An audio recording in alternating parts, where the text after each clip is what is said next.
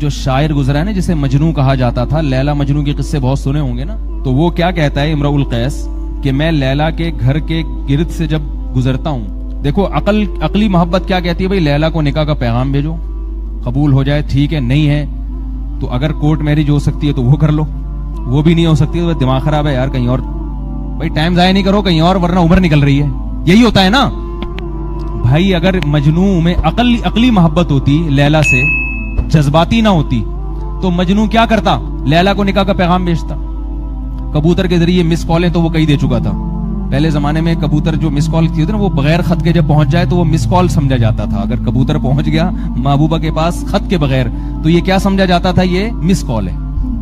کئی مس کالیں بھی تھی، کئی خطوط بھی بھیجے، بھائی مان گئی ٹھیک ہے، ابا کو بھی سمجھا لیا، کورٹ میرج کی کوشش بھی کر لی، نہیں ہو رہی، چھوڑا یار عمر نکل رہی ہے کہیں اور کرو، ایسا ہی کرتا نا مجنو۔ مجنو نے ایسا نہیں کیا، مجنو کیا کہہ رہا ہے، یار لیلا تو مل نہیں رہی، تو اب میں کیا کرتا ہوں، امر من الدیاری دیاری لیلا، لیلا کے در و دیوار کے گرد چکر لگاتا رہتا ہوں، حالانکہ ملنے والا کچھ بھی نہیں ہے وہاں۔ پہلے زمانے میں ایسا نہیں ہوتا تھا کہ وہ باہر بھی آئے، پہلے زمانے میں تو آپ گیٹ کے اندر رہیں اور ہم گیٹ سے باہر رہیں گے، حیا تھی نا، پردہ تھا۔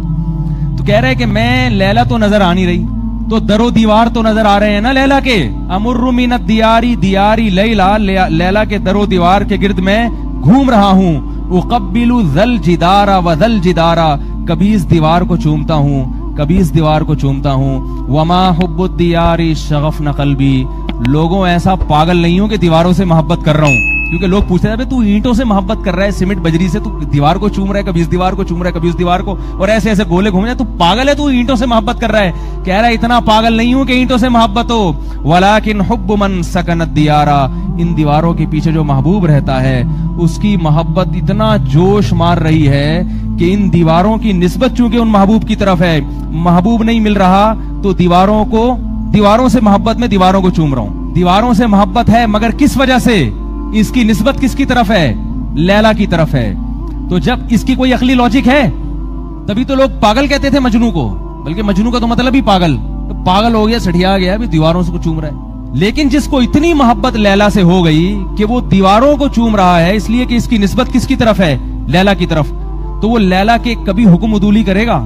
اللہ کہتے ہیں کہ میں نظر نہیں آتا مگر میرا ایک گھر ہے جس کو میرا گھر کہا جاتا ہے، اس میں نہ صوفے ہیں نہ ایئر کنڈیشن ہے، اس میں اب سعودی عرب نے سونے کا دروازہ لگا دیا، ورنہ وہ تو بیچارہ لکڑی کا ٹوٹا پھوٹا دروازہ تھا بیت اللہ کا، اور عام سیمنٹ اور گارے کی بنی ہوئی اینٹیں تھیں، کچھ بھی نہیں ہے، ایک چار دیواری ہے، کچھ بھی نہیں ہے۔ لیکن اللہ نے کہا یہ کس کا گھر ہے؟ بولو بھائی، اللہ نے کیا کہا؟ میرا گھر ہے۔ ہمارے گھر ہوتے ہیں ہزار گز کے، بادشاہوں کے گھر ہوتے ہیں 2,000 گز کے، اس میں سونے کی اینٹیں لگی ہوئی ہوتی ہیں اور سوئمنگ پول ہوتے ہیں، اس میں کیا کیا ہوتا ہے۔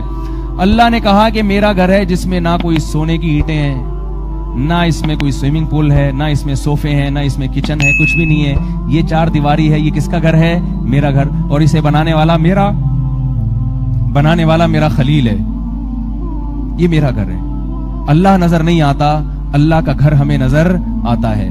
اللہ نے کہا اپنے دل میں عشق اور محبت کی چنگاری اگر پیدا کرنی ہے، عشق اور محبت کی آگ بھڑکانی ہے، تو لاکھوں روپے خرچ کر کے آؤ اور اس گھر کے گرد چکر لگاؤ اور اس کی دیواروں کو چومو۔ ہم بھی بیت اللہ کی دیواروں کو چومتے ہیں، حجر اسود کا بوسہ لیتے ہیں۔ غیر مسلم سمجھتا ہے یہ پاگل ہو گئے، ان کی ایک مذہبی رسم ہے، مذہبی رسم نہیں ہے بھائی۔ اس گھر کی نسبت اگر خالق کائنات کی طرف نہ ہوتی، اس گھر کی ویلیو ہماری نظر میں 4 آنے کے برابر بھی نہ ہوتی۔ اس سے اچھے گھر تو ہم اپنے گھروں میں چھوڑ کے جاتے ہیں، اس سے اچھے گھر ظاہری صورت کے اعتبار سے ہمارے ملک میں موجود ہیں، ہماری غریب آبادیوں میں موجود ہیں۔ اس گھر کی نسبت کس کی طرف ہو گئی؟ اللہ کی طرف، خالق کائنات کی طرف۔ تو حج کیا ہے؟ آپ کو دیوانہ بنانے کا ایک پروسیس ہے کہ اپنے اندر جذباتی محبت پیدا کرو، جذباتی۔ لہذا جو لوگ زیادہ جو ہے نا وہ اپنے ایک مخصوص لباس میں گھومتے پھرتے ہیں اور ان کو جو ہے نا وہ ہر وقت اپنی ایک پرسنالٹی کا خیال رکھتے ہیں، ان کو حج کرتے ہوئے بڑی شرم آتی ہے۔ وہ کہتے ہیں یہ 2 چادریں کیسے؟ احرام میں آپ کو پتا ہے کہ جب طواف کرتے ہیں پہلا، اس میں بازو ننگا رکھنا پڑتا ہے، بازو ننگا رکھنا۔ مرد کو سر ڈھانپنے کی اجازت نہیں ہے، کیونکہ عام حالات میں مرد سر ڈھانپ کے چلتے ہیں۔ تو آپ کو دیوانہ بنایا جا رہا ہے، دیوانہ۔ कंकरियां मारी जा रही हैं, कंकरियां सिर्फ इब्राहिम अलैहिस्सलाम की याद ताजा करने के लिए। कंकरी वहां कोई शैतान थोड़ी है। बाज लोग समझते हैं वो जो खड़ा हुआ है ना सीमेंट का, वो शैतान है, तभी लोग अंडे भी मार रहे हैं, बाज जूते भी मार रहे हैं। वो शैतान नहीं है, शैतान तो वहां से चला गया। वो तो सिर्फ एक निशानी है जो बाद में सऊदी हुकूमत ने लगाई है। निशानी है कि भाई यहां आया था, यहां इब्राहिम ने मारा था, अब है नहीं है, लेकिन मारो तुम।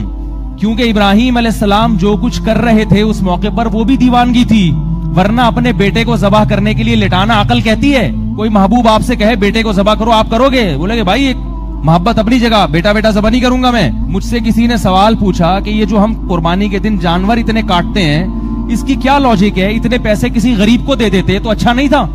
इतनी मोटी मोटी गाय ला के करोड़ों रुपए उड़ा देते हम हवा में, क्या हिकमत है इसकी? मैंने कहा ये सुन्नत है इब्राहिम अलैहिस्सलाम की। इब्राहिम ने अपने बेटे को ज़बाह किया था, तो हमें हुक्म दिया जा रहा है तुम किसको ज़बाह करो? जानवर। इब्राहिम अलैहिस्सलाम ने जो बेटा ज़बाह करने के लिए लिटाया, उसकी कोई हिकमत थी? है भाई? और अगर इब्राहिम अलैहिस्सलाम को जब अल्लाह ने हुक्म दिया कि इस्माइल को ज़बाह करो, इब्राहिम अलैहिस्सलाम यही इश्काल अल्लाह से करते जो आप मुझसे कर रहे हैं कि अल्लाह इसकी क्या लॉजिक है? तू मुझे हुक्म दे मैं गरीबों को खाना खिला दूं, तू मुझे हुक्म दे मैं 100 ऊंट ज़बाह कर दूं, तू मुझे हुक्म दे मैं ये काम कर लूं, ये काम कर लूं। ये बेटा जिसने कोई जुर्म नहीं किया, 7-8 साल का बच्चा, बिल्कुल मासूम, और ये दिया भी तूने है। अगर तूने इसको ज़बाह ही करवाना था तो इसकी बशारतें और खुशखबरियां क्यों दी थी तूने मुझे? अल्लाह ने हजरत इब्राहिम को पहले खुशखबरी दी थी, बिगुलामिन अलीम, बिगुलामिन हलीम, एक बुर्दबार बेटा दूंगा मैं आपको। आपको खुशखबरियां दी हो, उसके बाद जब बेटा मिला हो तो वो बेटा देने के लिए होता है, वापस लेने के लिए नहीं होता। तो इब्राहिम अलैहिस्सलाम अल्लाह से कह सकते थे कि अल्लाह तूने तो ये खुशखबरी दी थी मुझे, ये बेटा बड़ी उम्मीदें लेकर, मैं उम्मीदें वाबस्ता थी मेरी इस बेटे से, तो तू क्यों कह रहा है कि इसको काट दो, इसका क्या कसूर है? एक लफ्ज हजरत इब्राहिम ने नहीं कहा। मैंने कहा अगर वो ये इश्काल करते तो वो खलीलुल्लाह नहीं बनते। खलील हबीब से ऊपर की चीज है, हबीबुल्लाह एक अलग है, खलील उससे भी ऊपर की चीज है। तो वो खलीलुल्लाह नहीं बनते, अल्लाह के खास जिगरी दोस्त ना बनते हो। इब्राहिम ने कहा कि जिस खुदा ने ये बेटा दिया है, जब वो कहेगा इसको काट दो तो उसके हुक्म पे काट दूंगा मैं। कोई लॉजिक नहीं, कोई हिकमत नहीं, खुदा ने कह दिया, खत्म। तो मैंने कहा वो बेटा काटने पे तैयार है, आप गाय काटने पे तैयार नहीं, आप उसकी लॉजिक पूछ रहे हो, जबकि उसको पैदा ही अल्लाह ने कटने के लिए किया है। गाय क्यों पैदा हुई है? कटने के लिए पैदा हुई है भाई, दूध देगी, जब तक देगी देगी, नहीं तो काट के खा जाओ। इसीलिए तो इंसान की खिदमत के लिए है ना वो। क्यों नहीं आ रही समझ में? इंग्लिश में समझाऊं भाई?